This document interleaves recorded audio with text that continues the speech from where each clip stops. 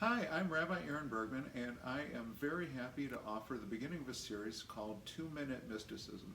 These are going to be 2-minute videos which teach you a bit about the introduction and the meaning of Jewish mysticism. Now, to be honest, when a rabbi says he's going to talk for 2 minutes, it's 2 minutes on my time. When we start talking, time kind of stands still, which I know you already know, but I'm going to do my best to keep this to around 2 minutes.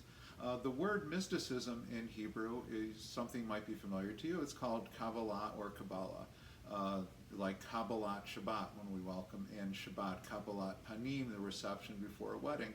It means to welcome, but it also really means to receive. Kabbalah is about receiving the divine wisdom. Now, some of you are saying, I thought you had to be 40 years old and that you had to be a man and you had to be all settled.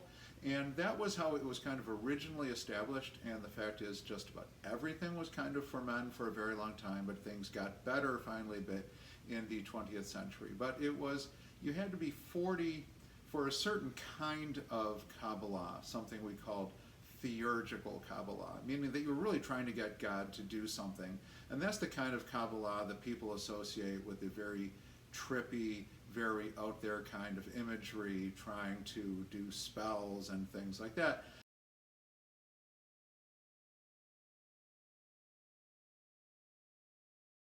And that's not really at all what we're talking about. We're talking about a different kind of Kabbalah called theosophical, meaning trying to get to know God better. And really, it's all about bringing balance into your life. That really is, to me, the most important part of Kabbalah, of Jewish mysticism.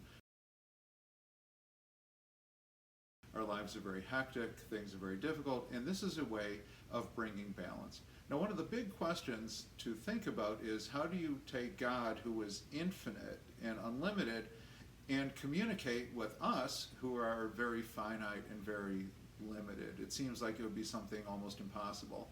In the Middle Ages, they started developing something called the Sefirot. The Sefirot are the different aspects of God, and the Sefirot begin in heaven and they go down to earth, and in a way that we are the connection between the two, and it's different aspects of God that we try to bring into harmony with ourselves. We are very unbalanced, and this is a way of finding balance in our lives, identifying what we need to work at. So I'll just talk about some of the different aspects of the Sefirot. The first couplet is Chesed and Gevura. Chesed means kindness, Gevura means strength, and when they're in balance, it creates something called Tiferet,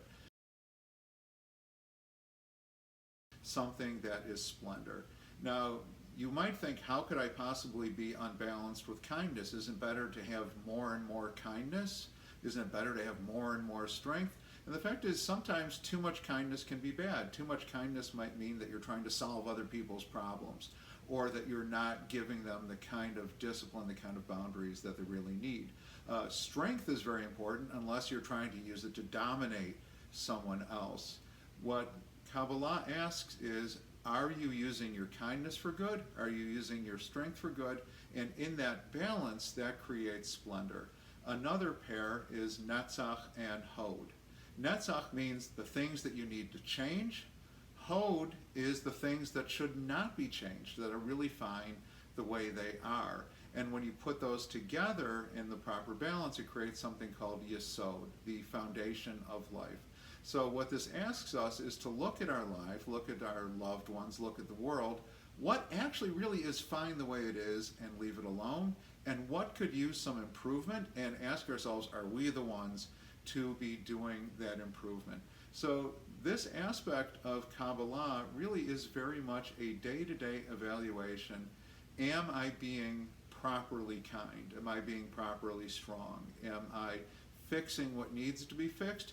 Do I need to leave alone what needs to be left alone, including within ourselves? And when we do that, then we really make the world a lot better.